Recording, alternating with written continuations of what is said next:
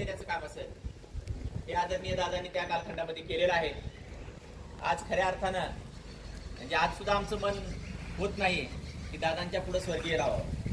कारण अजून मी वाटतं की अचानक दादा कुठून तरी येतील आणि या महाराष्ट्राला आपण जर बघितलं असेल मागचा 5-6 दिवसाच्या पाठीमागे 8 दिवसाच्या पाठीमागे पुण्यामध्ये जो काही महाभयंकर पाऊस पडला, सगळीकडे रस्ते ओले झाले, दुर्घटना घडली मोशीच्या ठिकाणी, कचरा डेपोच्या त्या ठिकाणी सुद्धा जे काही लोक होते ज्यांचे नातेवाईक त्या ठिकाणी त्या कचरा डेपोच्या त्या बिल्डिंगमध्ये अडकून मयत झाले, त्यांच्या नातेवाईकांनी सुद्धा ज्यावेळेस सुनेत्राताई त्या ठिकाणी गेल्या त्यावेळी सांगितलं की आमचे दादा असतील तर निश्चितपणाने आम्हाला न्याय मिळाला असता.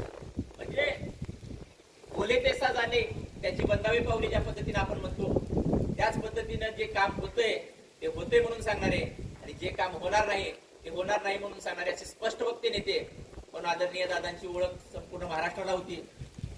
आज दादांची जयंती आपण या ठिकाणी साजरी करतोय. माझी आपल्या सर्वांना विनंती आहे की दादाची जर दिनचर्या आपण बघितले, दादांचं जर काम बघितलं तर सकाळी 6 वाजल्यापासून संध्याकाळी 11 वाजेपर्यंत प्रत्येक माणसाला भेटण्याचं काम दादांनी केलेलं आहे. आपण तर आपण सुद्धा काही गोष्टींचं पालन करणं गरजेचं आहे. निश्चितपणानं चांगलं जर आपण अभ्यास केला, थोडस मेहनत केला तर निश्चितपणानं आपल्याला सुद्धा यश मिळतं. आज संपूर्ण महाराष्ट्र दादांची आठवण का काढतो? कारण तसा नेता आता पुन्हा होणे नाही.